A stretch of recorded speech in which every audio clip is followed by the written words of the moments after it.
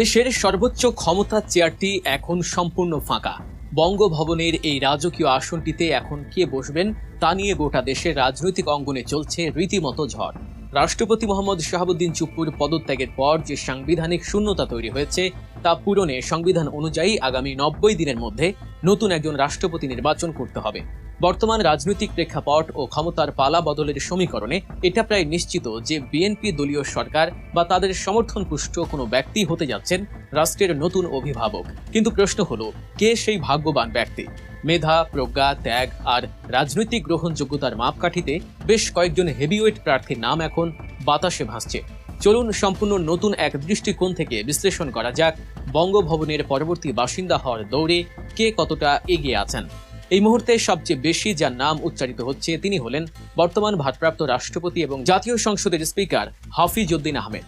সাংবিধানিক নিয়ম অনুযায়ী স্পিকারের পদ থেকে সরাসরি রাষ্ট্রপতির চেয়ারে বসা এই মানুষটির প্রোফাইল কিন্তু অত্যন্ত ভারী। ভোলা 3 আসন থেকে টানা 6 বার সহ মোট 7 বারের নির্বাচিত সংসদ সদস্য তিনি। শুধু তাই নন, 71 রণাঙ্গনে তার বীরত্বপূর্ণ ভূমিকার জন্য রাষ্ট্র তাকে বীর বিক্রম খেতাবে ভূষিত করেছে। ঢাকা বিশ্ববিদ্যালয়ের রাষ্ট্রবিজ্ঞান বিভাগ থেকে স্নাতক ও স্নাতকোত্তর সম্পন্ন করা এই নেতা রয়েছে প্রখর বুদ্ধিমত্তা ও অসাধারণ প্রজ্ঞা। খালেদা জিয়া ও তারেক রহমানের মন্ত্রিসভায় অত্যন্ত সফলতার সাথে দায়িত্ব পালন করা এই নেতা ইতিমধ্যে স্পিকার হিসেবে নিজের যোগ্যতার প্রমাণ দিয়েছেন। রাজনীতিতে গুঞ্জন রয়েছে সাংবিধানিক ধারাবাহিকতা বজায় রাখতে এবং তার অসামান্য মেধার প্রতি সম্মান জানিয়ে সরকার হয়তো তাকেই পূর্ণ মেয়াদ অর্থাৎ আগামী 5 বছরের জন্য রাষ্ট্রপতির পদে বহাল রাখতে পারে। তবে রাজনৈতিক দাবা খেলায় সবসময় হিসাব সোজা পথে হাঁটে না। বঙ্গভবনে দৌড়ে সবচেয়ে বড় চমক হিসেবে আবির্ভূত হতে পারেন ডক্টর জোবাইদা রহমান।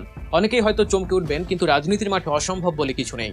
নবনিযুক্ত প্রধানমন্ত্রী তারেক রহমানের সহধর্মিণী হওয়ার সুবাদে দলের ভেতর তার রয়েছে একচ্ছত্র গ্রহণযোগ্যতা। তবে তিনি শুধু একটি রাজনৈতিক পরিবারের বধূই নন, ব্যক্তি হিসেবেও তিনি অত্যন্ত মেধাবী। পেশাগত জীবনে একজন সফল চিকিৎসক হিসেবে তার যেমন সুনাম রয়েছে, তেমনি তার মার্জিত স্বভাব, আধুনিক দৃষ্টিভঙ্গি এবং প্রখর বুদ্ধিমত্তা তাকে সার্বজনীনভাবে প্রশংসিত করেছে। দেশের এই সংকটময় মুহূর্তে এমন একজন পরিশীলিত ও উচ্চশিক্ষিত নারীকে রাষ্ট্রপ্রধানের মতো সম্মানজনক পদে বসানো হলে তা দেশ ও দেশের বাইরে একটি অত্যন্ত ইতিবাচক বার্তা দেবে। যে কোনো মুহূর্তে রাজনৈতিক সমীকরণ পাল্টে গেলে ডক্টর জোবাইদা রহমান অনায়াসেই এই দৌড়ে জয়ী হতে পারেন। রাষ্ট্রপতির পদের জন্য আরেকজন অপ্রতিদ্বন্দ্বী ও সর্বজন গ্রাহ্য নাম হলো ডক্টর মোহাম্মদ ইউনূস। 24-এর গণ অভ্যুত্থানের পর যিনি প্রধান উপদেষ্টা হিসেবে দেশের হাল ধরেছিলেন, সেই নোবেলজয়ী ব্যক্তিত্বকে যদি স্থায়ীভাবে রাষ্ট্রপতির আসনে বসানো হয় তবে অবাক হওয়ার কিছুই থাকবে না। আন্তর্জাতিক অঙ্গনে ডক্টর ইউনূসের যে আকাশচুম্বী গ্রহণযোগ্যতা রয়েছে তা বাংলাদেশের ভাবমূর্তি পুনর্গঠনে জাদুর মতো কাজ করতে পারে। আওয়ামী লীগ সরকারের আমলে তার উপর দিয়ে যে রাজনৈতিক ঝড় বয়ে গেছে, তখন বিএনপি প্রকাশ্যে তার পাশে দাঁড়িয়েছিল।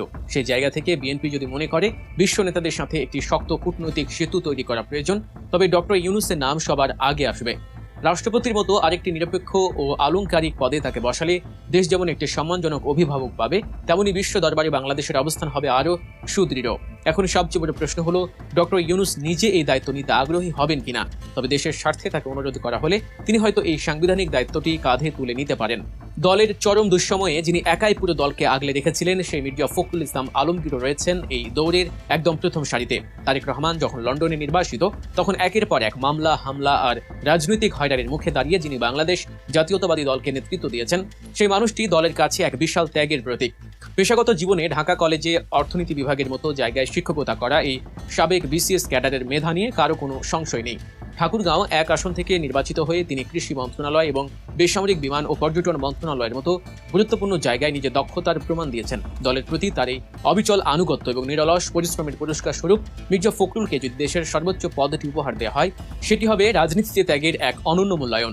জ্ঞানী, ভদ্র এবং বিতর্কমুক্ত একজন মানুষ হিসেবে ডক্টর আব্দুল মঈন খানের নামও বেশ জোরালোভাবে আলোচিত হচ্ছে। বিএনপির স্থায়ী কমিটির এই সদস্য সবসময়ই পরিচ্ছন্ন রাজনীতি চর্চা করে এসেছেন। একজন শিক্ষাবিদ হিসেবে তার যে সমাজকর্ম বা রাজনৈতিক পরিপক্কতা রয়েছে তা রাষ্ট্রপতির পদের জন্য একদম মানানসই। 2001 সালে বিএনপি ক্ষমতায় আসার পর তিনি তথ্যমন্ত্রী এবং পরবর্তীতে বিজ্ঞান ও প্রযুক্তি মন্ত্রীর দায়িত্ব অত্যন্ত নিষ্ঠার সাথে পালন করেছেন। সাংবিধানিক পদগুলোতে সাধারণত এমন ব্যক্তিদেরই খোঁজা হয় যাদের বিরুদ্ধে কোনো রাজনৈতিক কালিমা নেই এবং যারা সর্বমহলে গ্রহণযোগ্য। ডক্টর মঈন খান ঠিক এমনই একজন মানুষ। তার দীর্ঘ রাজনৈতিক অভিজ্ঞতা এবং প্রজ্ঞা তাকে এই পদের জন্য একজন আদর্শ প্রার্থী হিসেবে প্রতিষ্ঠিত করেছে। এই তালিকায় আরেকজন জাতীয় রাজনীতিক হলেন খন্দকার মোশাররফ হোসেন। ৭৯ বছর বয়সী এই প্রবীণ নেতা বিএনপির স্থায়ী কমিটির অন্যতম জ্যেষ্ঠ সদস্য। ঢাকা বিশ্ববিদ্যালয়ের ভূতত্ত্ব বিভাগের সাবেক এই অধ্যাপক শুধু শিক্ষাঙ্গনে নয়, রাজনীতির মাঠেও সমান সফল। 1991 সালে জ্বালানি মন্ত্রণালয় এবং 2001 সালে স্বাস্থ্য মন্ত্রণালয়ে দায়িত্ব পালন করা এই নেতার রয়েছে বিশাল প্রশাসনিক অভিজ্ঞতা। 2023 সালে বগুড়ার এক সমাবেশে জিএম সিরাজ প্রকাশ্যে ঘোষণা দিয়েছিলেন যে বিএনপি ক্ষমতায় গেলে খন্দকার মোশাররফ হবেন দেশের রাষ্ট্রপতি। সেই ঘোষণাটি আজও রাজনৈতিক বিশ্লেষকদের মনে গেঁথে আছে। একজন ভূতত্ত্ববিদ, শিক্ষাবিদ এবং দলের অন্যতম নীতি নির্ধারক হিসেবে তার ব্যক্তিত্ব রাষ্ট্রপতির চেয়ারের জন্য দারুণভাবে উপযুক্ত। দলের ভেতরেও তার মতো প্রবীণ ও অভিজ্ঞ একজনকে এই পদে দেখার পক্ষে জোরালো জনমত রয়েছে। রাষ্ট্রপতির পদের জন্য কৌশলগত দিক থেকে অত্যন্ত শক্তিশালী প্রার্থী হতে পারেন নজরুল ইসলাম খান। ঢাকা বিশ্ববিদ্যালয়ে পড়ার সময় থেকে ছাত্র রাজনীতির মাধ্যমে যার রাজনৈতিক হাতেখড়ি, তিনি আজ বিএনপির সর্বোচ্চ নীতি নির্ধারণী ফোরামের অন্যতম গুরুত্বপূর্ণ সদস্য। দলের যে কোনো কঠিন পরিস্থিতিতে তিনি একজন দক্ষ কৌশলবিদ হিসেবে কাজ করেছেন। 2018 এবং 2026 সালের মতো গুরুত্বপূর্ণ নির্বাচনগুলোতে বিএনপির নির্বাচন পরিচালনা কমিটির চেয়ারম্যান হিসেবে তার ভূমিকা প্রমাণ করে যে দলের হাইকমান্ড তার উপর কতটা আস্থা রাখে। তাকে মূলত প্রধানমন্ত্রীর রাজনৈতিক উপদেষ্টা হিসেবেও ভাবা হচ্ছে, তবে অভিজ্ঞতার ঝুলির কারণে রাষ্ট্রপতির পদেও তার নাম সমানভাবে প্রাসঙ্গিক। দেশের সর্বোচ্চ সাংবিধানিক পদটির জন্য যে রাজনৈতিক দূরদর্শিতা ও সাংগঠনিক দক্ষতার প্রয়োজন, তার সবটুকুই নজরুল ইসলাম খানের মধ্যে বিদ্যমান। সবশেষে যার কথা না বললেই নয়, তিনি হলেন রুহুল কবির রিজভী। রাষ্ট্রপতির পদের জন্য হয়তো প্রচলিত ধারণায় তার নাম প্রথম দিকে আসবে না, কিন্তু দলের প্রতি তার আত্মত্যাগের ইতিহাস তাকে এক অনন্য উচ্চতায় নিয়ে গেছে। বছরের পর বছর ধরে দলের মুখপাত্র হিসেবে রাজপথে আন্দোলন সংগ্রাম করেছেন তিনি। মামলা, হামলা, কারাবরণ কি সহ্য করেননি তিনি। বিএনপির সবচেয়ে অন্ধকার দিনগুলোতে যখন অনেক নেতাই গা ঢাকা দিয়েছিলেন, তখন রিজভী ছিলেন দলের একমাত্র ভরসার কণ্ঠস্বর। বর্তমানে দলের সিনিয়র যুগ্ম মহাসচিব হিসেবে দায়িত্ব পালন করা এই নেতা হয়তো আগামীতে কোনো আসন থেকে প্রার্থী নাও হতে পারেন, কিন্তু দলের শীর্ষ নেতৃত্ব তার এই অসামান্য ত্যাগকে কোনোভাবেই ভুলে যাবে না।